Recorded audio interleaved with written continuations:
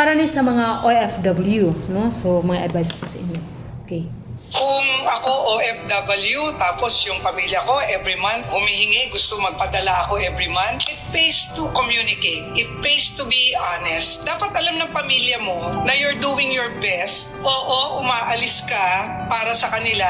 Oo, ang iniisip mo, mag-provide. Pero dahil nagde-depend ka lang sa salary mo, dapat maintindihan nila na yun ang salary mo. Yun yung pwede mong ipadala every month. And more than that, mahihirapan ka na or hindi mo na kaya. Hindi pwedeng lahat ng hiling nila gagawan mo ng paraan. Lahat ng gusto nila, ibibigay mo. May limit yung kaya mong ibigay. Sila naman, on their end, dapat pagkasyahin nila yon. Pwede naman din silang gumawa ng paraan. Hindi porket ikaw ang breadwinner, ibig sabihin na lahat na ng gusto nilang bilhin, lahat na ng pangangailangan nila, ikaw lang ang magpo-provide. Dapat, on their part, meron din silang responsibility. Pwede silang magtipid, pwede rin silang mag-side hustle, mag-isip kung paano sila kikita at paano makakatulong sa iyo. It pays to be sincere. Dapat sabihin mo, ito lang ang kaya ko. More than that, hindi ko na kaya kasi ito lang ang sweldo ko. Hindi mo pwedeng lahat ng pangangailangan nila